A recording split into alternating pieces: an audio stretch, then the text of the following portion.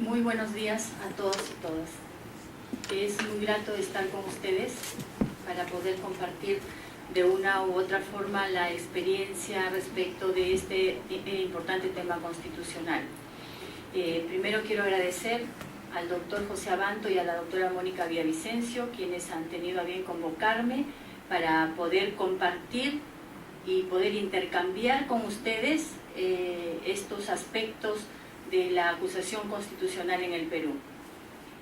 Dicho esto, me gustaría que esta no sea una clase tipo pregrado. Yo creo que casi todos nosotros tenemos ya la formación y me gustaría intercambiar opiniones y conceptos respecto de este tema que, como bien dijo el doctor Abanto, es un tema bastante polémico.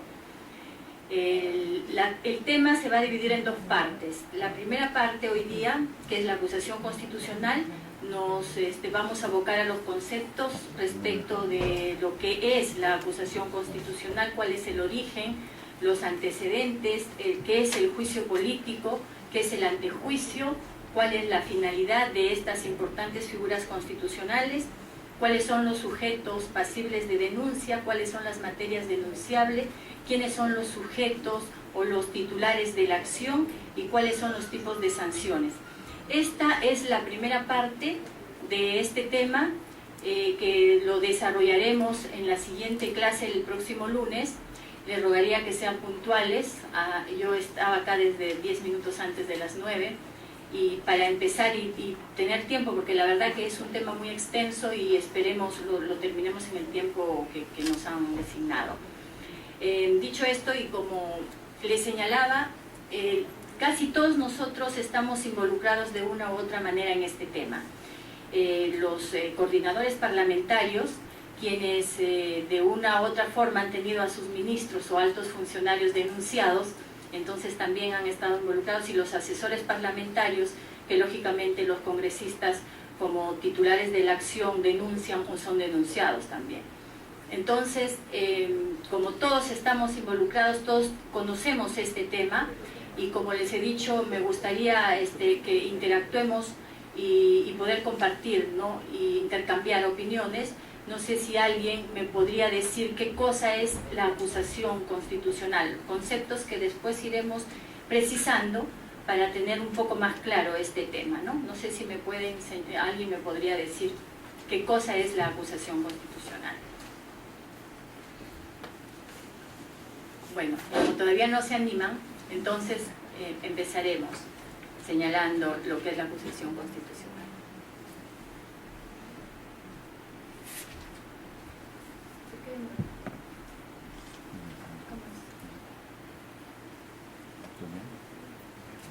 Bueno, no sé la verdad qué pasa, pero como ustedes tienen su guía ahí, vamos a seguir el tema del PowerPoint que se les ha entregado. Bueno, la acusación constitucional. La acusación constitucional es una figura del derecho constitucional muy importante. Es un mecanismo procesal a través del cual se encuentra la responsabilidad política de un lado, a través de lo que se denomina el juicio político, y de otro lado los indicios razonables de la comisión de un delito que hayan cometido los altos funcionarios públicos a través del antejuicio político. En ambos casos, estas figuras tendrían que estar involucrados los altos funcionarios del Estado señalados en el artículo 99 de la Constitución, quienes habrían cometido supuestamente para ser investigados estos ilícitos. ¿Y dónde se desarrolla este tema importante, este tema constitucional?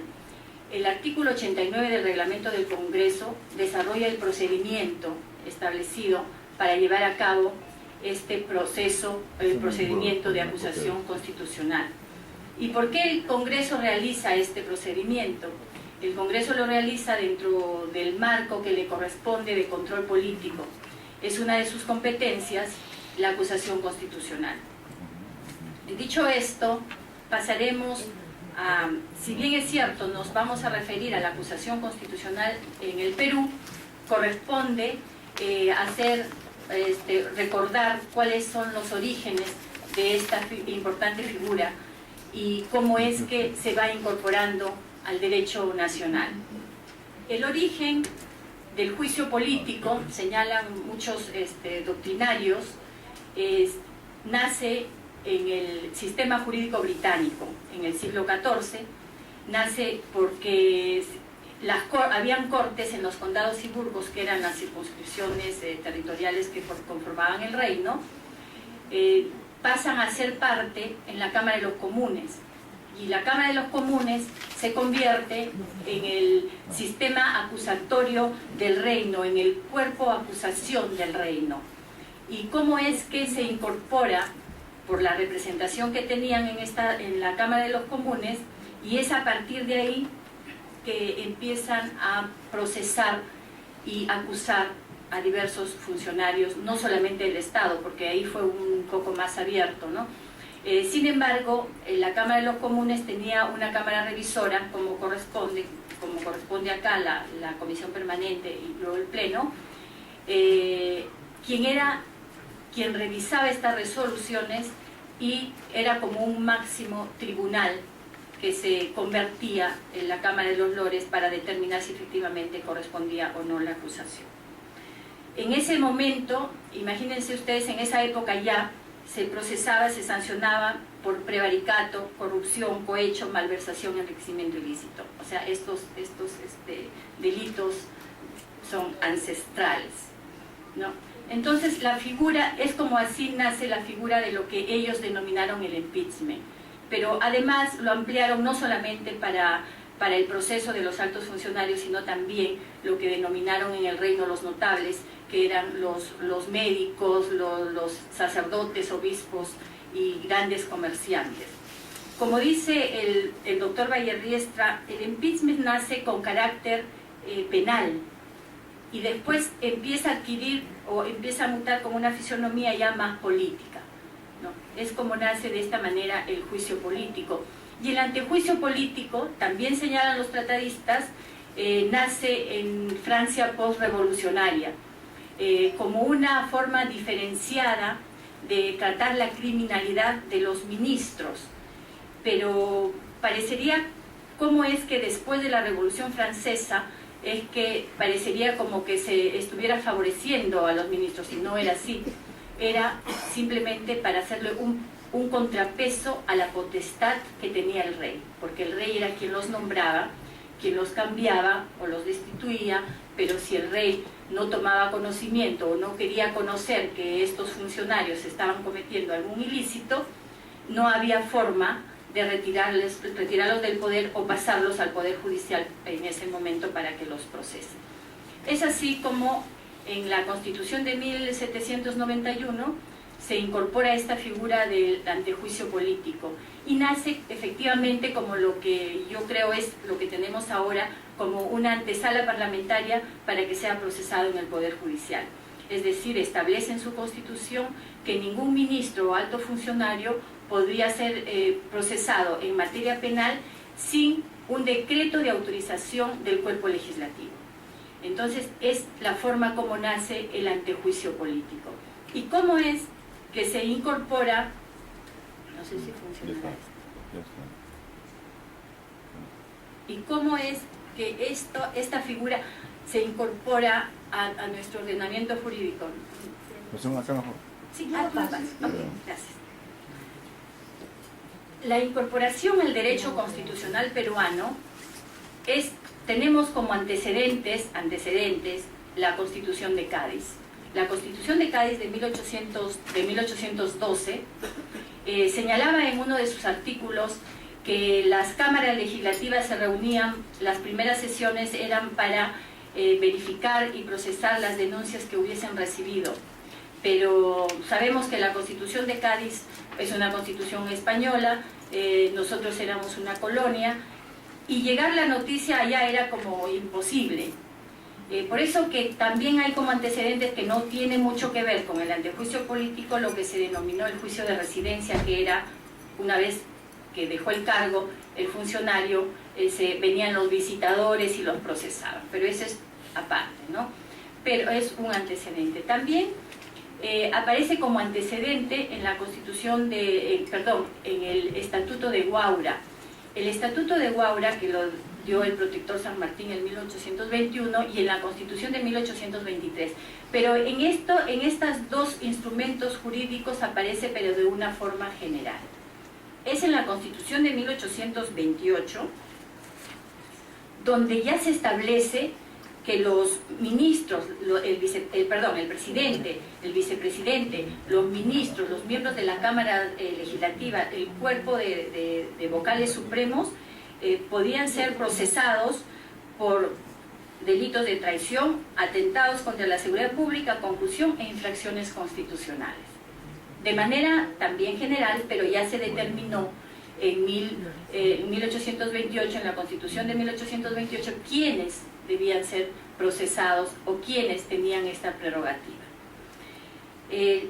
La única disposición o ley que determina la tipificación de las infracciones, de las conductas que podían implicar infracción constitucional, es una ley del 17 de junio de 1834. Acordemos que en ese momento las leyes no tenían número, sino fechas, porque era muy difícil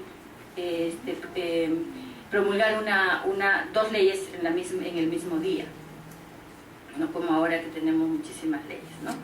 Entonces, es en esta ley de 1834 donde se establece cuáles eran las conductas que implicaban infracción constitucional. Pero fue una ley tan severa que definitivamente fue imposible aplicarla, nunca la aplicó. Imagínense ustedes, yo tengo acá la ley, es la ventaja de trabajar en el Congreso, donde se señala, y miren ustedes qué hubiese pasado si hubiese sido vigente para estos tiempos. El presidente o ministros que atentaren directamente contra la independencia de la República o que atacaren a la representación nacional para disolverla, sufrirán pena de muerte. ¿No? Imagínense esto aplicado, cuántos muertos hubiesen. Y no solamente eso, sino además, si cometían delitos, eran desterrados para toda la vida de la República. Entonces es interesante, pero es muy severa y nunca fue aplicada esta ley. Más bien, esta ley fue derogada con la Constitución de 1860. En la Constitución de 1860 no solamente deroga esta ley, sino además retira la prerrogativa funcional del antejuicio a los vicepresidentes de la República. Y miren ustedes, desde la fecha hasta la actualidad, y con las consecuencias que nos ha traído definitivamente, porque vamos a recordar el caso en la presidencia del presidente Toledo, el vicepresidente Raúl Díez-Canseco, en su condición de vicepresidente de la República, emitió un decreto supremo donde favorecía supuestamente al padre de su pareja sentimental, que actualmente es su esposa, ¿no? Entonces, en ese momento, el Congreso, conociendo la noticia, se sintió ¿qué hacemos si él no tiene la prerrogativa? ¿Qué va a pasar si él, después de la presión de la prensa, lo hizo renunciar? Pero efectivamente, pues si renuncia, la supuesta infracción constitucional ya había sido cometida, ¿no? Entonces, ¿qué pasó? Nada. No se podía hacer absolutamente nada porque en su condición de vicepresidente no tenía esa prerrogativa.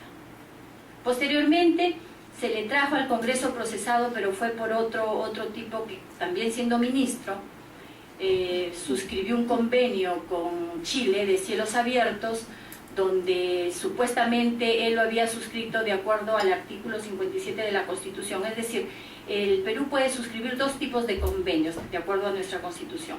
Los referidos al artículo 56, que entre otros temas, si están involucrados derechos humanos, negociaciones financieras del Estado, me parece que soberanía, entre otros, y el artículo 57, que se denominan los tratados ejecutivos y que puede suscribirlos, ratificarlos el presidente sin autorización del Congreso, no como los del artículo 56. Entonces él suscribe este convenio, lo remite al Congreso por el artículo 57 y lógicamente era soberanía, porque hablaba del transporte aéreo, que los cielos también es parte de la soberanía del Estado. En ese caso se le trajo al Congreso para procesarlo, pero también por infracción constitucional, y bueno, ya lógicamente el tema político no pasó absolutamente nada, ¿no? Y hemos tenido un caso reciente, y que bueno, este es un foro académico y simplemente yo lo digo como ejemplo, del congresista Chejade.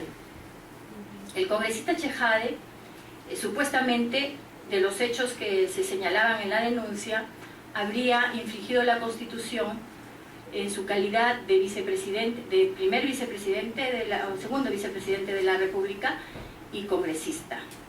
Entonces se le trajo al Congreso, al proceso de acusación constitucional como congresista. Pero supongamos que no hubiese sido congresista, que hubiese sido solamente vicepresidente y que hubiese realizado los mismos hechos, ¿qué hubiese pasado? Nada. Entonces, ¿significa eso que los hechos realizados por el alto funcionario que no le alcanza esta prerrogativa están constitucionalizados, ¿no? Entonces, definitivamente no hubiese pasado nada. Pero esto nos trae que a partir de la Constitución de 1868 no tienen esa prerrogativa, y esas son una de las consecuencias que trae que no las tengan, ¿no? 1860. En septiembre de 1868 se da una ley, la Ley de Responsabilidad de los Funcionarios Públicos. Miren que esta ley, según lo que dice el doctor Valentín Paniagua Corazao, esta ley tuvo vigencia hasta la promulgación de la Constitución de 1993. Entonces, en esta ley ya se establecía que la responsabilidad que tenían los funcionarios públicos eran por delitos cometidos en el ejercicio de la función. Es decir, se convierte el antejuicio solamente como el único proceso para los delitos, es decir, queda como un poco en el limbo lo que se denominaba la infracción constitucional. De igual manera se recogen los mismos contenidos en las constituciones de 1920 y la de 1933. En la Constitución de 1979, que es una constitución después de todo el periodo de dictadura, se señala, bueno, aparte que se crea en ese momento lo que se denominó el Tribunal de Garantías Constitucionales, que es incorporado también a la prerrogativa, tiene una cosa muy particular, ¿no? Que establece que la prerrogativa funcional del antejuicio para estos altos funcionarios era para toda la vida. Es decir, los diputados en ese momento, o senadores, o ministros, o los altos funcionarios, o los vocales de la Corte, después de haber dejado el cargo, no como ahora que son 5 años, era para toda la vida. ¿Y cómo podía tener esa prerrogativa para toda la vida? Simplemente, para efectos prácticos, se estableció que esta prerrogativa duraba el tiempo que el delito no prescribía, porque si la acción penal prescribe es imposible accionarla en el Poder Judicial. Entonces, para efectos prácticos quedó en que duraba el tiempo de la prescripción de la acción penal, ¿no? Entonces, fue en la Constitución de 1979, pero hasta esa fecha el control político se limitaba simplemente a un cotejamiento de elementos razonables para formular la denuncia penal ante el Poder Judicial, pero no hacía nada vinculante que señale, como es ahora, que es muy precisa el artículo 100 de la Constitución, donde se dice, donde se establece que los términos de la denuncia fiscal y el auto apertorio de instrucción no pueden exceder ni reducir los términos de la acusación del Congreso. Es decir, el Ministerio Público, que constitucionalmente es el titular de la acción penal, se convierte en una mesa de partes y tramita la denuncia. Es más, y va más allá, no solamente la acusación fiscal, sino el auto apertorio, o sea, ya implica el juez supremo, ¿no? Entonces, definitivamente, pero ¿por qué se pone este candado para hacerla vinculante? Esto lo pone componen los constituyentes de 1993 porque se presentó una denuncia contra el expresidente en su primer gobierno, Alan García Pérez. Se presentó la denuncia formulada por muchos delitos y en el Ministerio Público dijeron que no había lugar la denuncia. Entonces, para asegurarse, ellos ponen como este candado en la Constitución. Sin embargo, ese es un boomerang. El 2001, los señores fujimoristas que hicieron la Constitución, habían como 400 denuncias contra ellos. Entonces, por eso, y todas pasaban al Poder Judicial. Entonces, todas se hicieron efectivas de acuerdo a lo que señalaba el artículo 100. Entonces, los términos que el Congreso aprobaba la denuncia. Pero debemos reconocer en la Constitución de 1993, que es la primera Constitución donde se presenta la potestad del Congreso de acusar por infracción constitucional. Pero además, no solamente se determina, se hace exigible las materias por las cuales se debe procesar, sino también quiénes son los responsables de tomar la decisión final respecto de este procedimiento. Entonces, es con esta Constitución donde se señala y ya se separa, se hace la división respecto de lo que es el juicio político y el antejuicio político.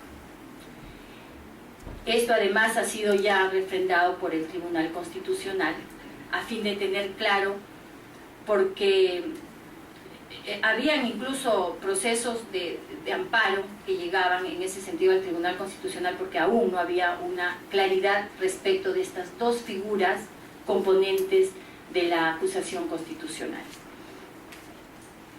Además, en la Constitución de 1993 también se incorpora al Defensor del Pueblo, al Contralor y a los fiscales supremos. Anteriormente no tenían la prerrogativa funcional del antejuicio. ¿Y cuáles son los tipos de acusación constitucional? Como ya les estaba señalando, en nuestro ordenamiento jurídico constitucional tenemos dos tipos, que es la infracción constitucional, que es es lo denominado el juicio político, y la comisión de delitos, que se procesa a través del denominado antejuicio político.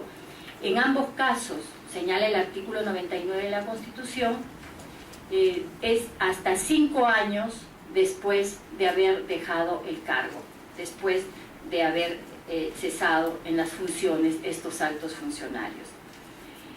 Es el caso que han habido denuncias que por inacción del Congreso han devenido en caducas. Es decir, los 5 años que señala la Constitución es un plazo de caducidad. Y como sabemos, la caducidad es la extinción del derecho por el transcurso del tiempo. Es decir, pasados esos 5 años. No habría problema en el caso del antejuicio político, porque si es que termina esa prerrogativa, voy al Ministerio Público y denuncio, ¿no? Y ahí, bueno, ya viene un tema de la suspensión de la prescripción que en otro momento le voy a explicar. Entonces, voy y denuncio. Pero ¿qué pasa si es que fuera infracción constitucional y pasan esos 5 años? Simplemente quedaría constitucionalizados todos esos hechos, ¿no? Acá, por ejemplo, tenemos una denuncia que trae que sirve como ejemplo respecto de esta caducidad. El 2004, el ex congresista Mufarech presenta una denuncia constitucional por infracción de la Constitución contra el ministro del Interior, Fernando Rospigliosi. Presenta la denuncia, imagínense, el 2004. Él había sido ministro en 2 periodos, del 2001 al 2002, dejó un tiempo, y del 2003 al 2004. Entonces, esta denuncia era porque supuestamente habría vulnerado el artículo 126 de la Constitución relativo a que los ministros no pueden ser gestor de intereses propios ni de terceros, y él había dado supuestamente la buena pro para la compra de uniformes de la policía a una empresa, y eran uniformes de mala calidad, etcétera, ¿no? Entonces presenta la denuncia, y lógicamente, si él había salido del cargo era junio del 2004, la prerrogativa la tenía hasta junio de 2009, ¿no? Pero miren ustedes cuántos años han pasado y no se procesaba la denuncia constitucional. Por una u otra forma, esas son razones políticas, ¿no?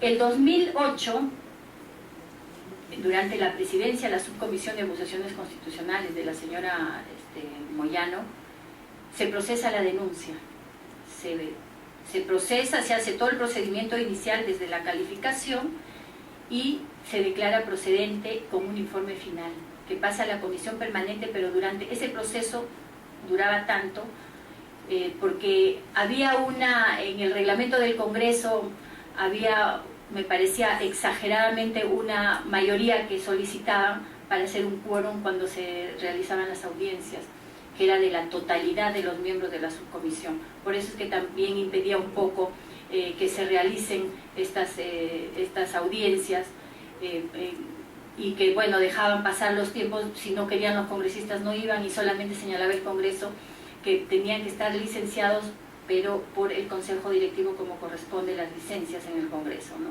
Entonces, si es que no tenían licencia, no se podía ni siquiera, no podían enfermarse, tenían que asistir. Y muchos no asistían porque no podían o porque habían solicitado la licencia y que el Consejo no les había otorgado. El Consejo no se reúne todas las semanas.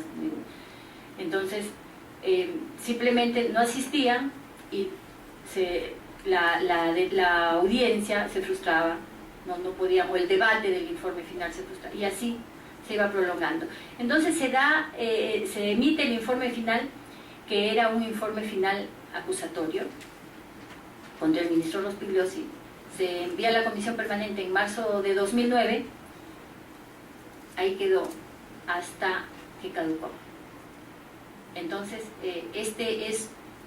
yo creo que por inacción del Congreso no se pueden perjudicar los supuestamente agraviados, ¿no?, en temas constitucionales, porque definitivamente concluida la prerrogativa de los 5 años, ya no se puede accionar. Cuando es un proceso de acusación constitucional, no se puede accionar por infracción en la Constitución en otro sitio que no sea el Congreso.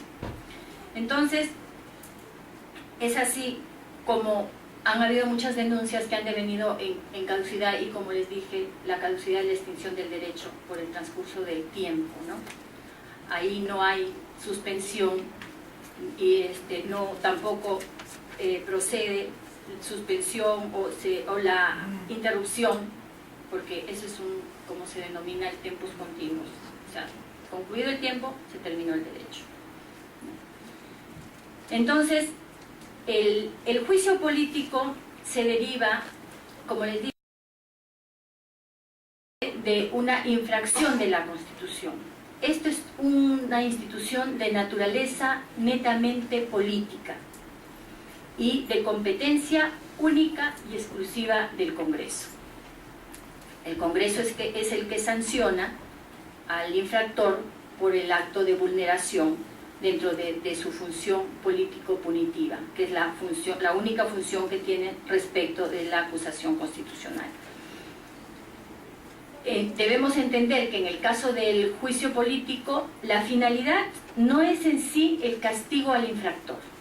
La finalidad del juicio político es la protección del Estado, separando del cargo al infractor y, en todo caso, inhabilitándolo para que no pueda volver a ejercerlo por un tiempo de hasta 10 años. Acá tenemos casos que han habido destituciones e inhabilitaciones. Por ejemplo, el caso del ex congresista Gustavo Espinosa del periodo 2006-2011.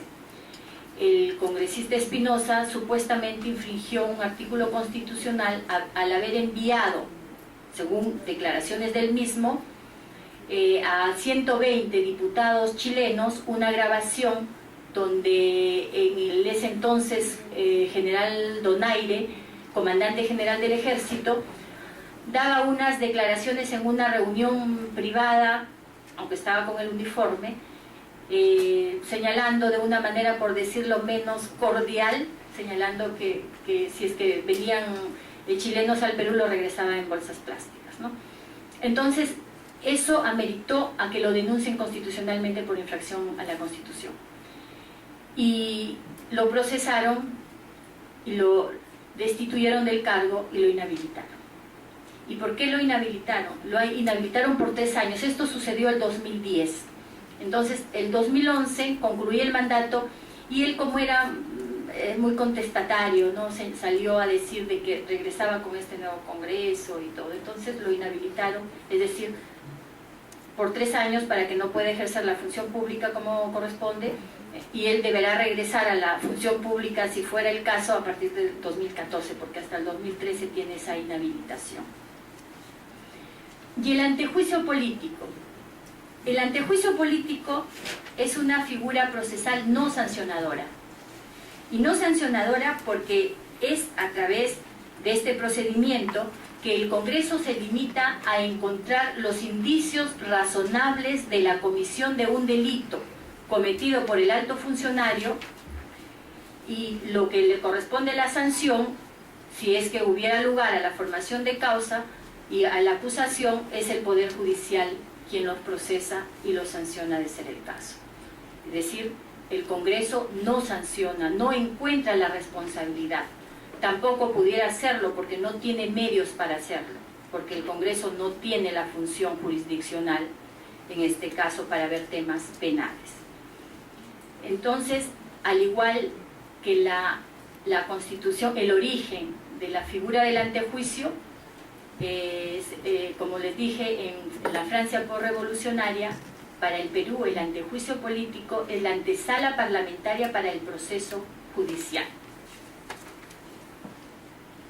¿Y cuáles son los titulares de la acción penal? Perdón, de la acción constitucional. Tanto en el antejuicio o el juicio político, los titulares de la acción son los congresistas de la República, el fiscal de la Nación y la persona directamente agraviada. Yo creo que tenemos claro respecto de los congresistas y del fiscal de la Nación, pero ¿qué pasa con el tema de la persona directamente agraviada? Esto ha llevado muchas veces a poder determinar en la subcomisión de acusaciones constitucionales, a precisar qué cosa es la persona directamente agraviada. Por ejemplo, hemos tenido que los procuradores de las diversas instituciones denuncian constitucionalmente, pero no tienen esa facultad. Incluso procuradores del Congreso han denunciado a congresistas sin tener la facultad. Inicialmente manifestaron ellos que hacían la denuncia porque la mesa directiva del Congreso les había facultado, ¿no?, les había dado ese poder para formular esa denuncia. Acordémonos que la potestad es del congresista en su función parlamentaria y no es delegable.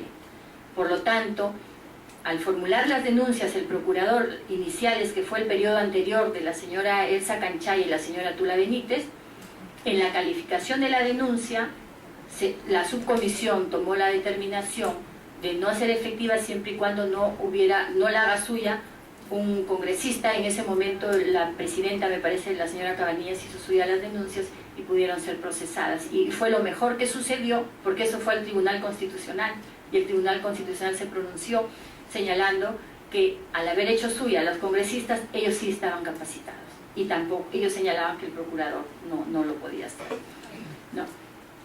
Entonces, después, el 2008, en la subcomisión toma un acuerdo que lo llevan a la comisión permanente, donde iban a archivar absolutamente todas las denuncias que sean formuladas por los procuradores, que era lo que correspondía, ¿no?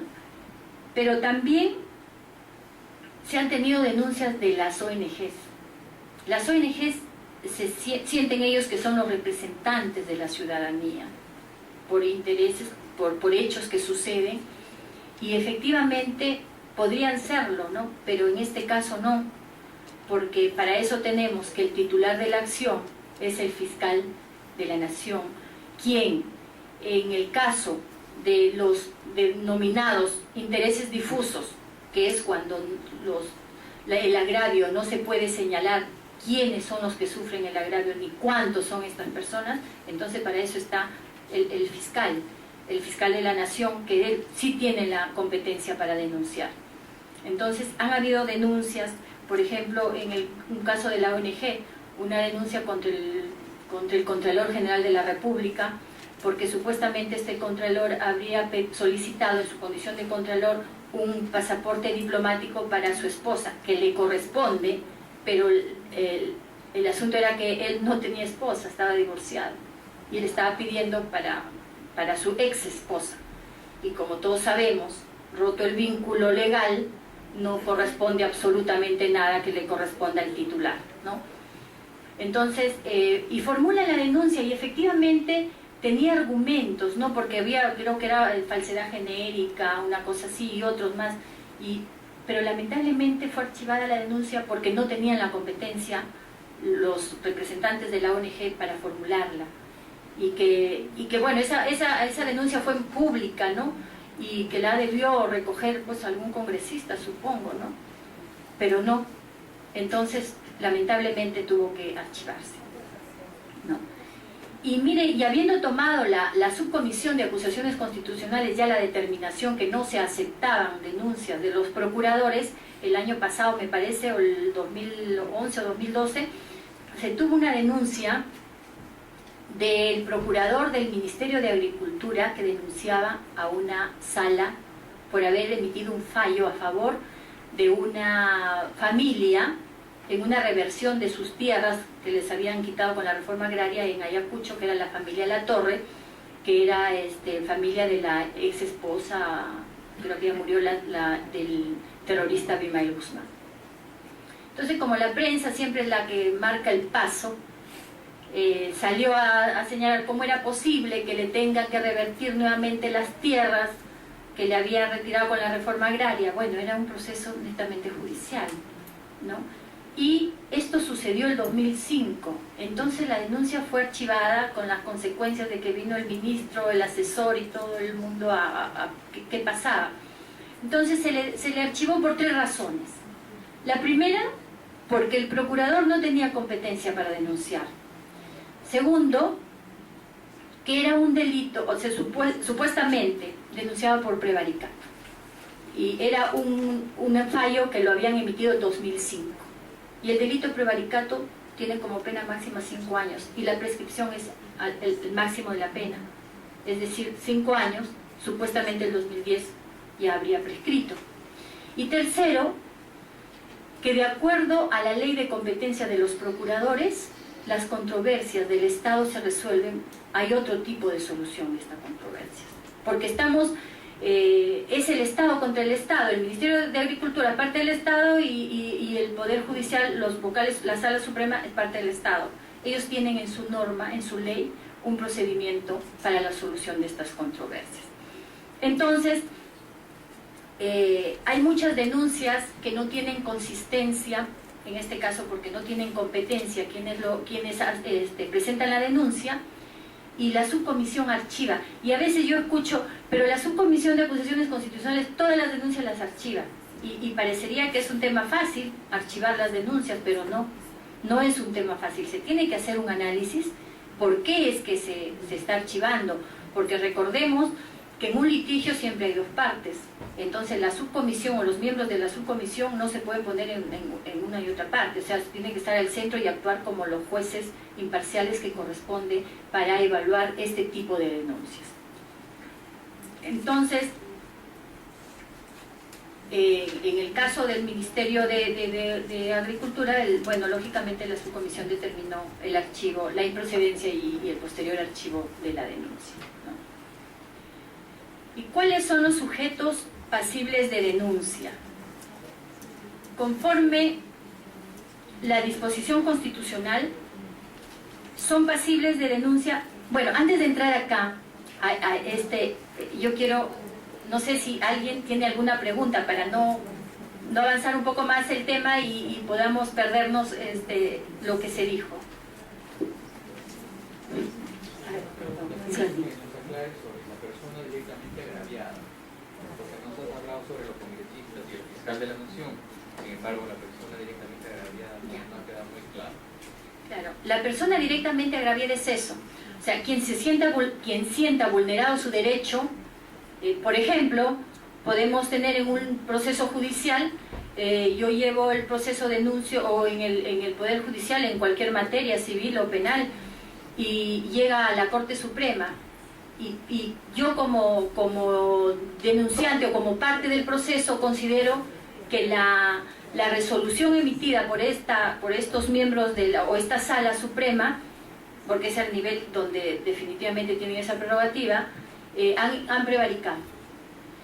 Si han cometido prevaricato, entonces yo vengo al Congreso y los denuncio directamente, porque yo soy la agraviada.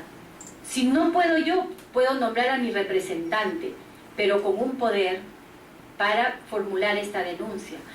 Pero también, muy buena pregunta, Max, ¿por qué? Porque ahí hay una confusión respecto de la persona. Dice la persona directamente agraviada, pero no sabemos si estamos hablando de personas naturales o personas jurídicas, ¿no?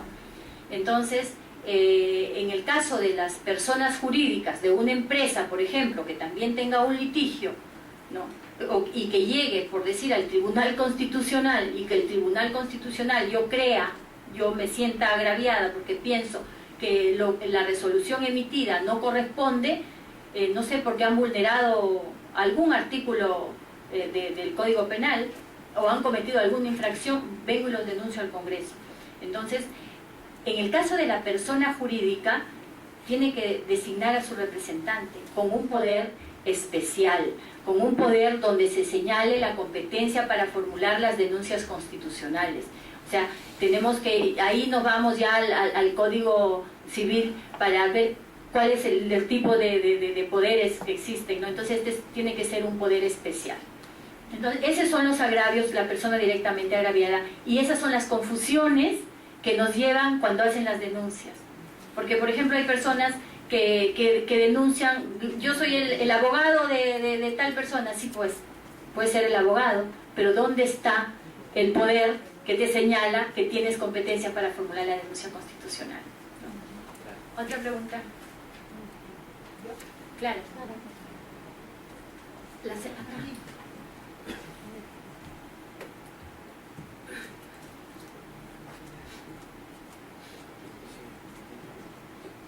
Doctora Vidal, sobre el mismo punto de la persona directamente agraviada, no sé si nos puede aclarar un poco más en el tema de las ONGs o existen también las asociaciones de consumidores que, de acuerdo con el Código Procesal Civil, tienen titularidad para interponer acciones sobre que violenten los derechos de los consumidores. ¿Se podría considerar personas directamente agraviadas las ONG de consumidores? Yo creo que no, porque ahí pasarían, las asociaciones de los consumidores pasarían a estar representado lo que se denomina intereses difusos, ¿no? Entonces, como no sabemos a quiénes vulnera, porque es una gran cantidad que no sabemos cuántos, ni a quiénes, en esto se tiene que identificar quién es el agraviado directo, ¿no? Entonces, para ese caso, ¿a quién correspondería? Es al fiscal de la Nación, ¿no? Eso yo creo que es la vía, porque definitivamente las ONGs no tienen esa representación, ¿no? Ellos representan a la sociedad, pero no sabemos a quiénes ni cuántos, ¿no? Otra pregunta. Las personas naturales que se encuentran en el extranjero o, por ejemplo, que están en la cárcel, ¿no? ¿Estas personas naturales pueden delegar, digamos, notarialmente para una acusación constitucional? Acá hay un tema, a ver, un poco preocupante, las personas que están en la cárcel, que es un poco difícil, ¿no? Porque hemos tenido el caso de un señor que señalaba que era padre de un reo y que supuestamente le habían, la sentencia no correspondía porque los vocales penales habían prevaricado, me parece.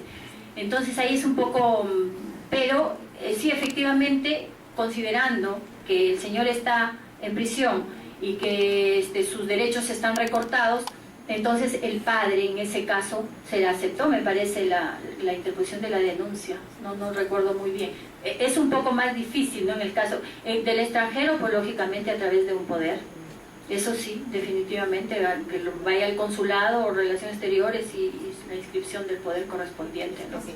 Claro, eso sí tiene que ser un poder especial y basándonos en lo que establece el Código Civil, la literalidad, es decir, para la formulación de las denuncias de la denuncia constitucional, ¿no? En el caso de los sindicatos, ¿también tiene ese El sindicato, también ha habido denuncias de los sindicatos, pero ¿qué pasaba? Tiene que ser dentro del sindicato, hay diferentes competencias, entonces se tiene que ver también a quién le corresponde, porque no necesariamente el secretario general tiene esa competencia, pues no sé, puede ser el secretario de organización, pero además se tiene que señalar a quién le corresponde, porque no todos los miembros del sindicato pueden denunciar. ¿Otra pregunta?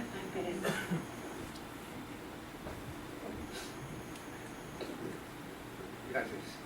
En el caso de las personas que están privadas de su libertad, que están en prisión, no pueden hacer ellos el pedido directamente, tendría que ser por intermedio de otra persona.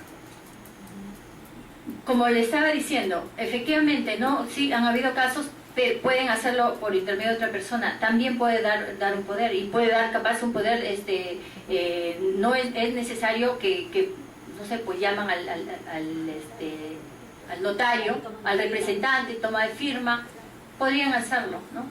Pero generalmente, bueno, depende de la situación también, ¿no? No todos tendrían esa posibilidad.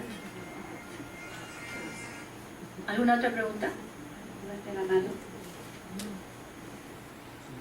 Entonces continuamos. ¿Cuáles son los sujetos pasibles de denuncia constitucional? Conforme se establece el artículo 99 de la Constitución, los sujetos pasibles de denuncia son el presidente de la República, los congresistas de la República, los ministros, los miembros del Tribunal Constitucional, los miembros del Consejo Nacional de la Magistratura, los vocales supremos, los fiscales supremos, el Contralor General y el Defensor del Pueblo. Estos 9 cargos son los que tienen la prerrogativa funcional del antejuicio y de manera taxativa y con números clausus, tal como lo señala el artículo 99, nadie más tiene esa prerrogativa. Debemos tener en cuenta lo que establece el artículo 117 para el caso del presidente de la República.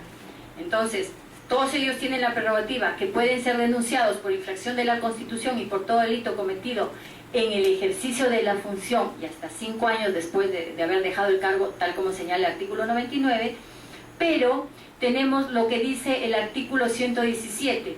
El presidente de la República solo puede ser acusado durante su periodo por traición a la patria, por impedir las elecciones presidenciales, parlamentarias, regionales, por disolver el Congreso, salvo lo señalado en el artículo 134, y por impedir la reunión de los organismos del sistema electoral.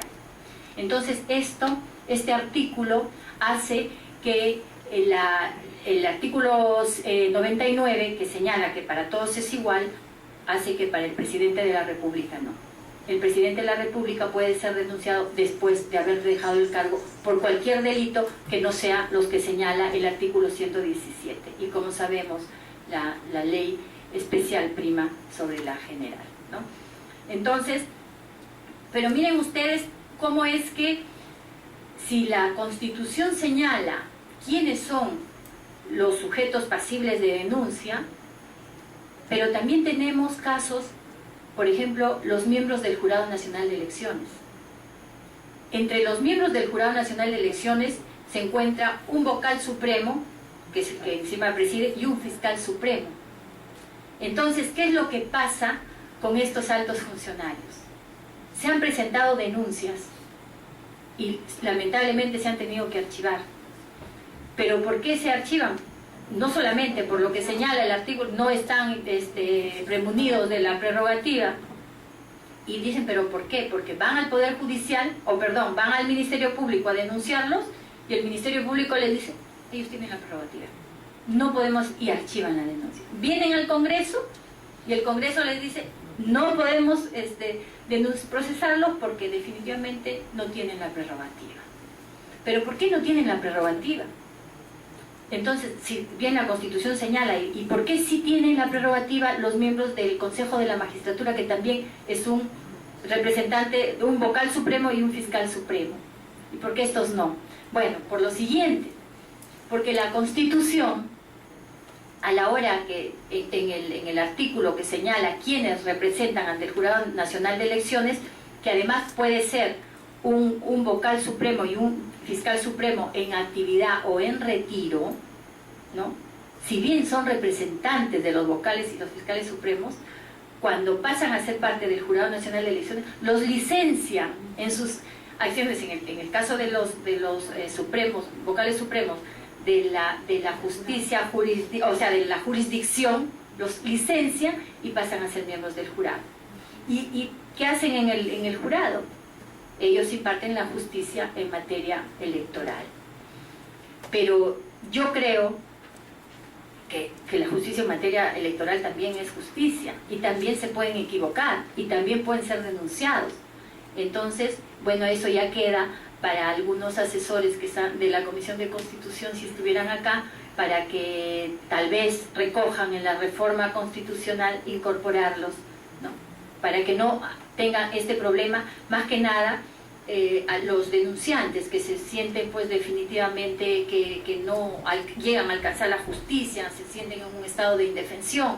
Entonces, porque es correcto, o sea, mientras estén en el cargo, no pueden ser denunciados. No pueden ser denunciados, ni siquiera es que no pueden ser denunciados.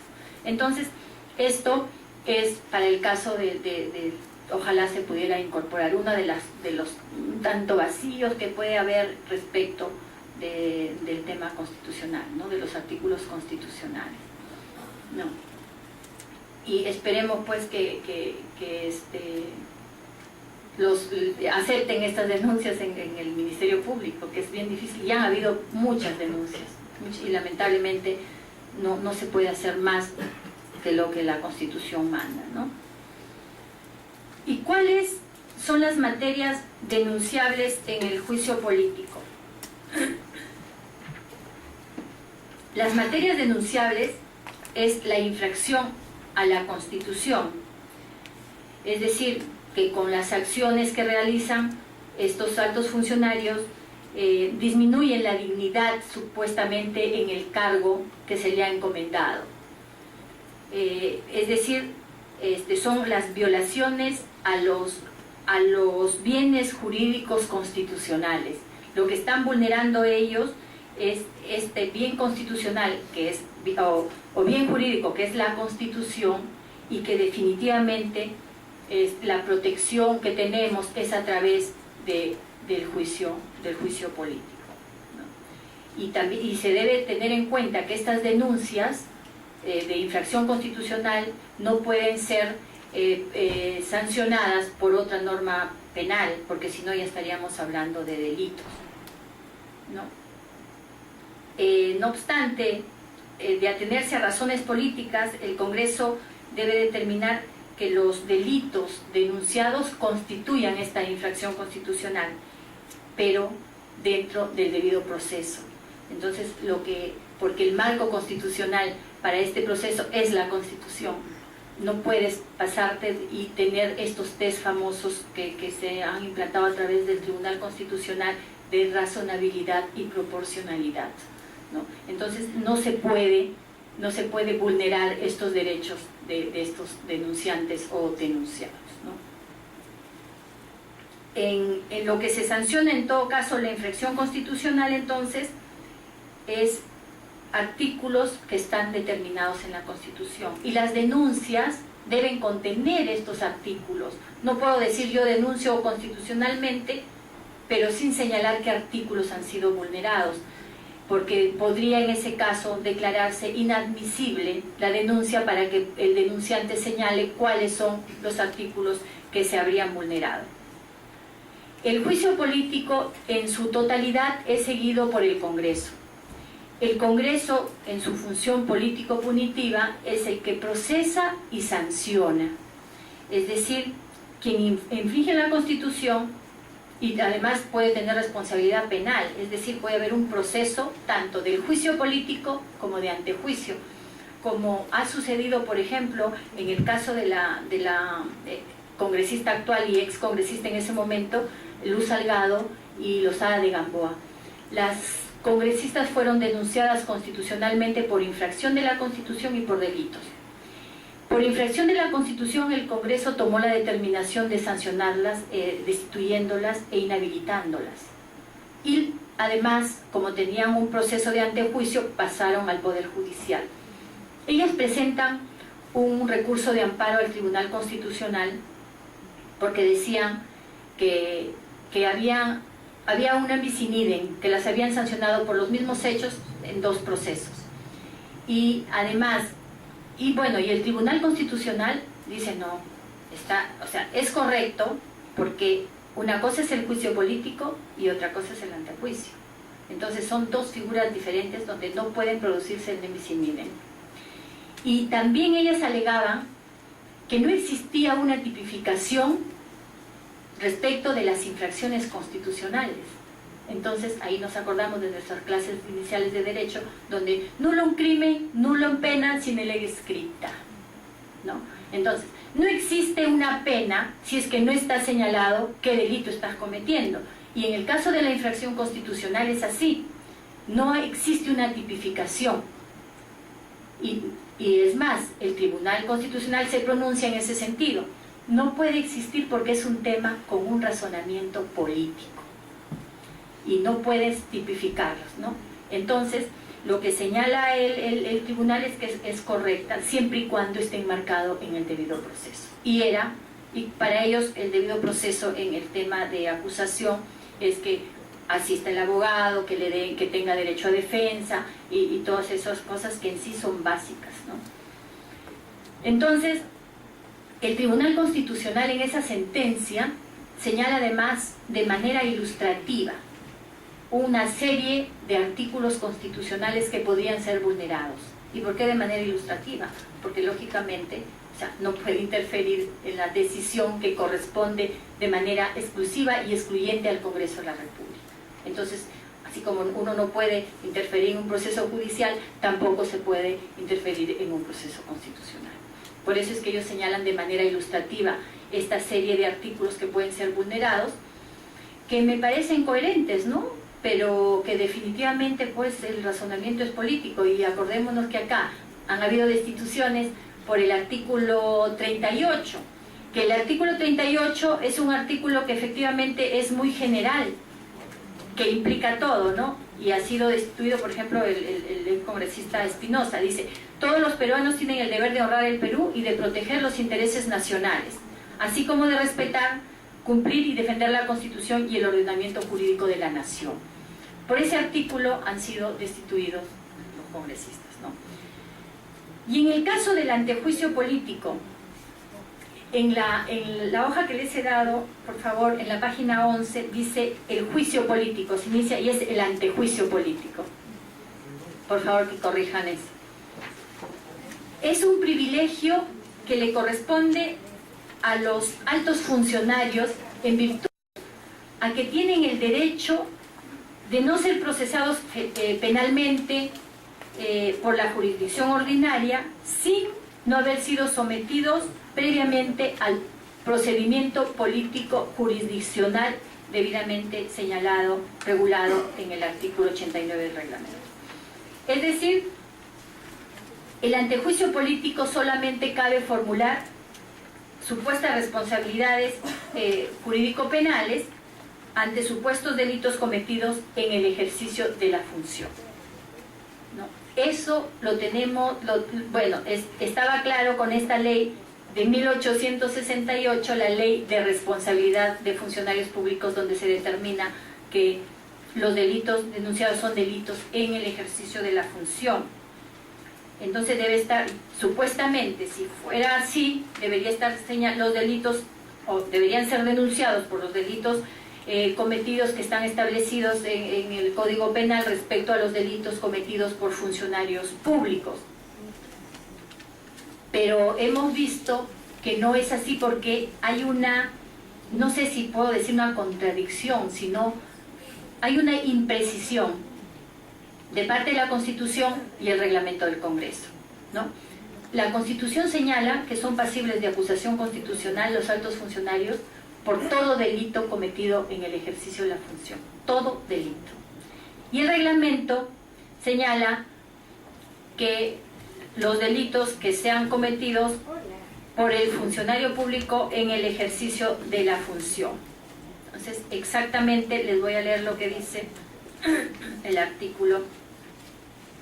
Dice que se refieran a hechos que constituyan infracción de la Constitución y o delitos de función previstos en la legislación penal. ¿Y cuáles son los delitos de función previstos en la legislación penal? Lógicamente, los cometidos por los funcionarios públicos. No hay otro tipo de delitos. Entonces, pero el Congreso hasta ahora no dilucida ese tema. O sea, se aceptan a veces delitos que no son específicamente de función. Hemos tenido, por ejemplo, una denuncia, las primeras denuncias que fueron sancionadas estas congresistas, Elsa Canchaya y Tula Benítez. A la señora Canchaya se le denunció por nombramiento o aceptación indebida en cargo público. Recuerden que esta señora contrató a su empleada doméstica como asesora o señaló como asesora y hacía funciones de empleada doméstica, ¿no? Entonces, el primer delito, que sí es delito de función, nombramiento o aceptación indebido a cargo público, pero se le formuló además por delito de estafa. Y el delito de estafa es un delito contra el patrimonio. Y también se le denunció falsedad genérica, que este es un delito residual que definitivamente, bueno, todos cometen falsedad genérica si es que delinquen, ¿no? Y a la señora Benítez también se le denunció por colusión, peculado, pero además por falsedad genérica. Siempre han pasado y siguen un proceso, miren, un proceso tan largo que lleva como 6 años, 7 años, ¿no? Entonces, en ese entendido, el Congreso o la subcomisión todavía no determina si efectivamente, lógicamente, uno dice prevalece la Constitución, ¿no? Pero el desarrollo de la Constitución que está en el reglamento, pues dice otra cosa. Y yo creo que lo que debería ser es delitos cometidos por funcionarios públicos. O sea, debería basarse en eso, en lo que señala el capítulo referido a delitos en el Código Penal. ¿Y cuáles son las sanciones que impone en un caso por el juicio político y el antejuicio? En el caso del juicio político, cuya competencia es del Congreso procesar y sancionar, como ya se dijo, hay 3 tipos de sanciones. La primera es la suspensión. La suspensión del alto funcionario. En lo que va de la historia, nunca se ha impuesto esta medida, esta sanción de parte del Congreso a través del juicio político. Siempre se confunde mucho, dice, no, ¿cómo no se ha puesto la suspensión? Hay congresistas, por ejemplo, suspendidos. Pero la suspensión que se les ha impuesto a los congresistas puede ser suspensión por indisciplina en el pleno que le corresponde, puede ser una suspensión por la comisión de ética, que no tiene nada que ver con el juicio político, y otra suspensión además por el antejuicio político, que es la suspensión, el ejercicio de las funciones para que pase a habilitar a la judicatura para que los procese. Entonces, en lo que va de la historia, esta sanción no ha sido impuesta. ¿Y qué es la suspensión? La suspensión es separarlo del cargo de manera temporal para que posteriormente, cumplido el tiempo de la sanción, regrese a sus funciones. Y la destitución en este caso implica la conclusión del mandato, ¿no? De tratarse de un congresista actual cuyo mandato termina el 2016 y de procesárselo actualmente y sancionarlo con la destitución, no volverá a regresar en este periodo parlamentario. Entonces es la conclusión del periodo, ¿no?, del ejercicio que esté realizando. Y la inhabilitación la inhabilitación en toda sanción es un tema accesorio, ¿no? a la sanción principal, pero en el caso del antejuicio no. Es no solamente la conclusión del mandato, sino que la Constitución establece que puedes inhabilitarlo hasta 10 años. No. Entonces, imagínense, es una sanción fuerte, ¿no? Son 2 periodos parlamentarios de ser el caso de congresistas, ¿no? A muchos se les inhabilitaron en el periodo, a los procesados por el tema de Fujimori, se les inhabilitaron por 10 años. ¿No? El caso de la señora Salgado, son 10 años de inhabilitación. ¿Cuál es la finalidad en este caso del juicio político? Es el despojo del cargo a la persona que disminuye en grado sumo la confianza depositada en él, ¿no? Entonces, en sí, lo que a través, la sanción que se realiza a través del juicio político, no es el castigo directo al infractor. Lo que se está protegiendo es el Estado. El Estado, para que este cargo que se le ha otorgado no vuelva a ser ocupado por quien ha infringido el cargo encomendado, ¿no? Valga la redundancia. En el antejuicio político es una figura que yo les manifesté que no era una figura sancionadora.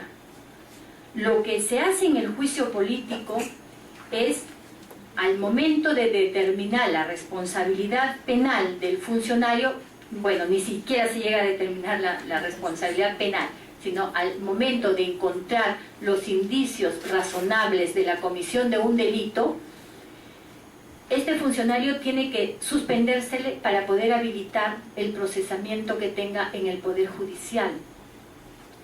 Pero miren ustedes, para mí, el despropósito que hubo respecto de la modificatoria del reglamento del Congreso el 2007.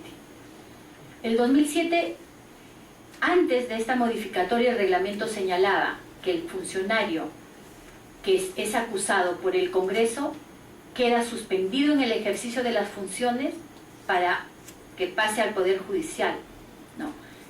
Entonces, yo no sé por qué, bueno, mejor sí sé por qué cambiaron el reglamento el 2007. Quisieron beneficiar a un congresista, a una congresista denunciada que estaba acusada, y cambian el reglamento. Y dice, cambian el reglamento y ponen la votación, una segunda votación, no solamente para encontrar al lugar la acusación, sino que también para suspenderlo. Entonces, ¿cómo es que se hace una segunda votación para suspenderlo? Pretendían al momento de hacer la votación no suspenderla a la congresista. Entonces, con eso no se podía habilitar a la judicatura para que lo procese, porque ustedes saben que en el Poder Judicial todos somos iguales. Entonces, ahí por eso es que la prerrogativa se le quita acá, pero van al Poder Judicial en igualdad de condiciones. ¿Y por qué? Porque no puede seguir usando el poder político que le da el cargo para poder defenderse en el Poder Judicial.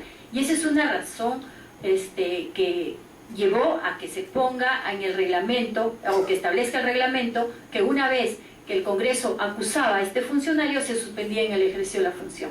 Cambiaron el reglamento en 2007.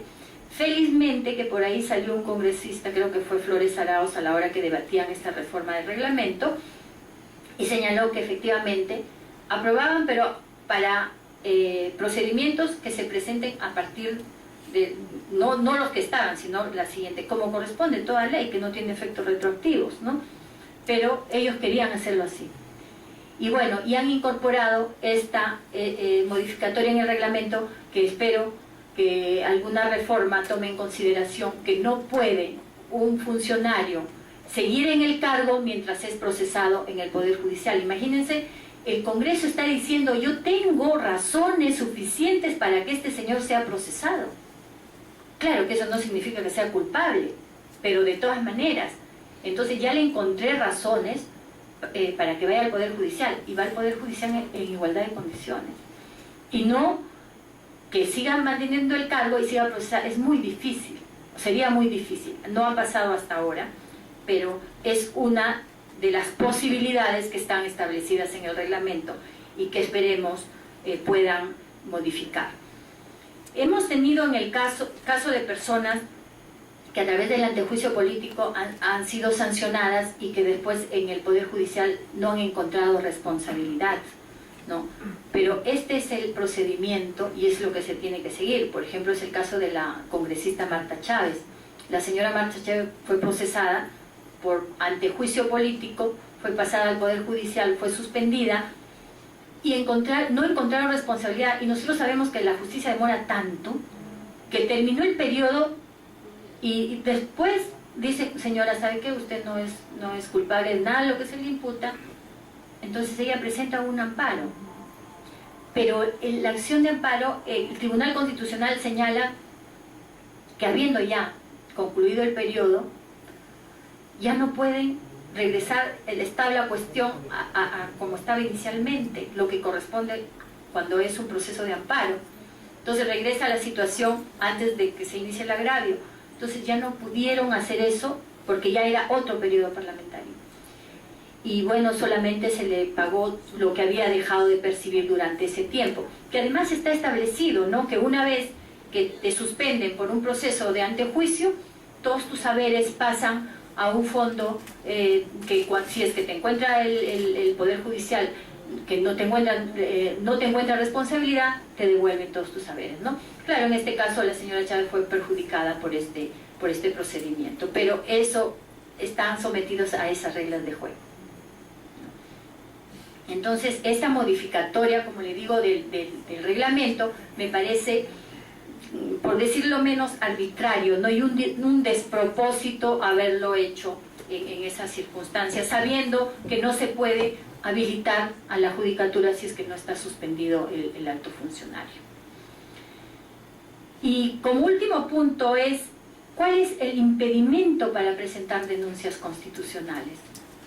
Se ha señalado que los que están facultados, los capacitados para presentar son los congresistas, el fiscal de la Nación y las personas directamente agraviadas.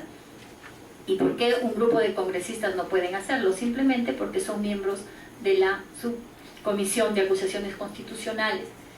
Y la subcomisión de acusaciones constitucionales cómo tiene que funcionar es como la imparcialidad del juez, ¿no?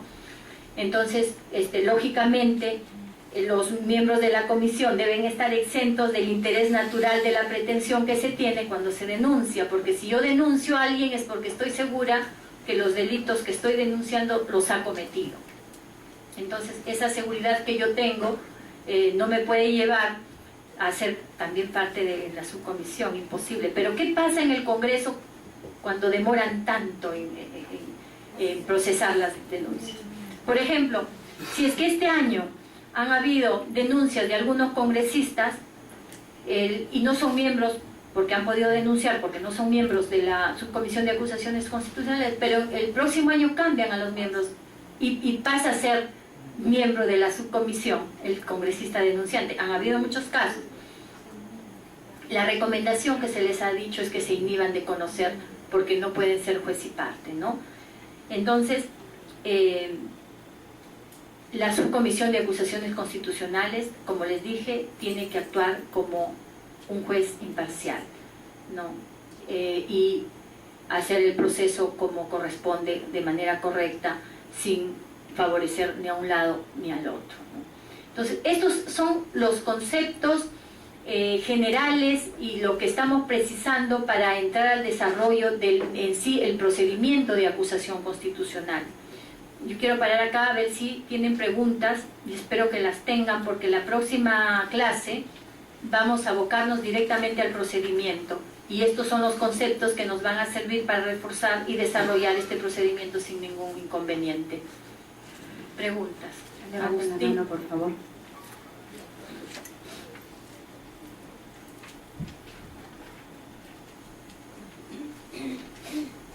Sí. ¿Cuál es su comentario respecto de la sentencia que se conoce como Tineo Cabrera? La última. La última, que nuevamente recoge y ha sido notificada al Congreso para que se tipifiquen las infracciones constitucionales en el juicio político. Yo la verdad que lo entendí diferente. O sea, exactamente lo que yo entendí de lo que leí la sentencia, lo que ellos pedían era que haya un irrestricto, el debido proceso, ¿no? Que de manera irrestricta no se ha vulnerado el debido proceso, que no como que conminaba, sino que señalaba, el Congreso tiene que actuar enmarcado en lo que establece el debido proceso. Y no señalaba de tipificación, porque, o al menos yo no he leído esa parte, que decía que tipifique. Y como digo, es muy difícil. El mismo tribunal ya dio una sentencia en ese aspecto, donde señala que no es posible la tipificación. Por eso es que el tribunal de manera ilustrativa señala una serie de conductas que podrían infringir la Constitución y señalando qué artículos podrían ser, pero no de forma vinculante, porque, bueno, una cosa estaría interfiriendo en lo que corresponde al Congreso, y lo otro que es muy difícil porque son conductas políticas y las razones por las que se procesa son eso, razones políticas, ¿no? Así que es muy, muy, muy difícil. No he leído esa parte que corresponde que tenía que tipificar. ¿Otra pregunta? Quería preguntarte con respecto al tema de la suspensión, cuando de alguna manera se hace el antejuicio político al Poder Judicial, ¿la suspensión es por todo el tiempo que dure el proceso judicial o siempre, en qué funciona, qué se calcula la suspensión en el plazo? Sí. Claro, en el caso del antejuicio político, la suspensión es por el tiempo que dure el proceso en el Poder Judicial, y por eso es que yo les explicaba, en el caso de la señora Chávez, resuelve el Poder Judicial después que había culminado el periodo parlamentario y ella ya no puede regresar, porque esa suspensión es efectivamente durante el tiempo que dure en el Poder Judicial. Mire, tenemos procesadas a la señora Canchaya, hasta ahora no determina, la señora Tula Benítez hasta ahora no determina, el señor Anaya, hay algunos delitos que han sido ya y él está en prisión, pero otros no, el Poder Judicial demora tanto, ¿no? Y bueno, no tanto el Poder Judicial, también acá en el procedimiento de acusación constitucional demoramos tanto. Entonces, primero era, porque como les dije, la subcomisión tenía el impedimento, entre comillas, porque convocar a todos los miembros de la subcomisión para que asistan, eso es pero la verdad que no tiene razón, ¿no? Y, a ver, otra pregunta.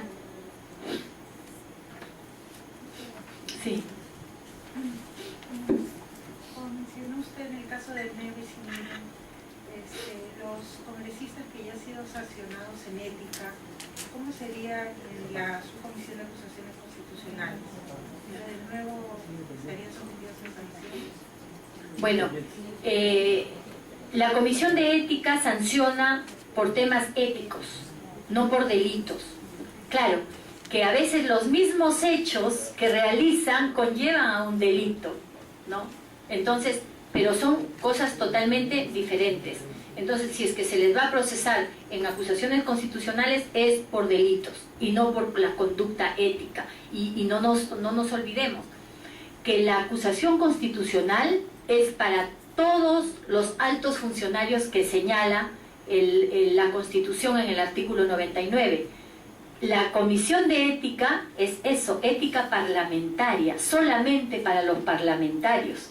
Entonces, tenemos además de los parlamentarios los 9 cargos adicionales que están en la Constitución, que son los que tienen esta prerrogativa y que en la Comisión de Ética solamente se sanciona por temas éticos. Ahora, aclarando un poco ese tema de la Comisión de Ética, es lo que siempre ha llevado a preocupación. El reglamento está establecido en el sentido que dice que la Comisión de Ética, de encontrar responsabilidad, otro tipo de responsabilidad que podría ser infracción o de la comisión de un delito, pasa a la subcomisión de acusaciones constitucionales. Eso es un despropósito. ¿Por qué? Porque como señala el reglamento, que es quien desarrolla el procedimiento constitucional de acusación, la subcomisión de acusaciones constitucionales solamente se pronuncia respecto de denuncias formuladas. Entonces, si envía la Comisión de Ética de oficio, sin formular la denuncia, un expediente donde dice, por ahí también podría tener había vulnerado, no sé, artículos constitucionales y penales. La subcomisión no puede proceder, o sea, no tiene un mecanismo para hacer efectiva la remisión de ese expediente, porque tendría que venir en forma de denuncia para poder procesarla. Entonces, este es un tema un tanto complicado, ¿no? Es un tema y que de la subcomisión muchísimas veces lo hemos hecho saber para que haya una modificatoria, porque creo que eso está en el artículo 14 del Código de Ética, donde señala que corre traslado a la subcomisión. Eso es inviable. No es el mecanismo de procesar las denuncias constitucionales, ¿no? Otra pregunta. Sin embargo, en el mismo tema, la Comisión de Ética podría formalizar mediante una denuncia constitucional una acusación. O sea, podría, mediante una acusación, sí podría calificarse como acusación constitucional. Claro, debemos precisar que las comisiones no tienen esa prerrogativa, pero los miembros de la comisión podrían tomar un acuerdo, por ejemplo, ¿no? Es que el presidente y los miembros formulen la denuncia. En el caso de la señora, de la congresista que es vecina de la subcomisión, Anicama, en el caso de la señora Anicama pasó lo mismo, parece que primero fue, pero el congresista Galarreta, miembro de la Comisión de Ética, formuló la denuncia, que es lo correcto, ¿no? Sin embargo, ahí también fue una denuncia bien traída de los pelos, ¿no? Entonces, porque definitivamente, al parecer ya esta señora estaba, el Poder Judicial había determinado, creo que no tenía que ver en el asunto, no, entonces, no, ni siquiera, ¿no? La investigación quedó en la investigación fiscal, sí, ni siquiera le inició proceso. Entonces, en ese caso, por ejemplo, un congresista tiene que hacer suya la denuncia, ¿no? Y no la Comisión de Ética, que no tiene esa capacidad para formular las denuncias. Estos temas, si bien son muy específicos, y bueno, acá veo a personas de la Subcomisión de Acusaciones Constitucionales, es un tanto difícil poder determinar, y a veces no es muy grato también hacerlo, ¿no? Porque tratamos de buscar que los hechos que denuncian se vinculen con los ilícitos o con las infracciones. Es un tipo que después hablaremos en la próxima clase, en la calificación, que no podemos ir al fondo, tenemos que de manera liminar. Es un tanto complicado, pero hemos tratado de hacerlo y han habido procesos que se han realizado. Una consulta. En la legislatura anterior se dio una denuncia constitucional del exministro de Economía, Carranza, que la comisión recomienda el archivamiento de la denuncia, pero en la comisión permanente no aceptan ese informe. La mayoría había firmado, pero había dos congresistas que no estuvieron presentes, de nacionalismo, Solórzano y Gamarra. ¿Cómo queda el procedimiento cuando el pleno de la permanente decide no hacer caso, no hacer la recomendación de la comisión que dice de que el proceso se archive? ¿Cuál es el mecanismo? ¿Cómo va ese procedimiento? ¿Se activa? ¿Quién hace la denuncia? ¿Quién hace el dictamen en minoría? ¿Cómo quedaría el caso? A ver, primero que hay tres tipos de informes en la Subcomisión de Acusaciones Constitucionales. Cuando se hace la calificación y la calificación se dice que no ha lugar, entonces se declara improcedente y se recomienda el archivo. Estos informes van a la comisión permanente y sin debate, porque así lo establece el reglamento, se archiva, ¿no? Que yo creo que debería haber debate también. Hay otro tipo de informes, en este caso, que son los informes finales. Después de haber sido admitida la denuncia a través del informe de calificación, otorgan el plazo de calificación en la comisión permanente y después se emite, se investiga, se emite el informe final. Este informe final puede determinar que no amerita, que es improcedente, se archiva, o puede sí que se hace la propuesta por la acusación.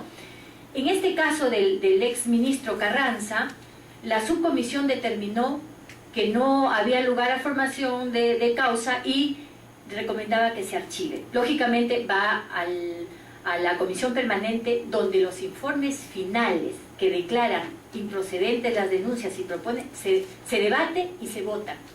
Entonces, esto sí hay un debate y se vota. Y lógicamente, para mí, si es que existe un debate, es porque te vas a pronunciar por sí o por no, ¿no? Y en este caso dijeron que no.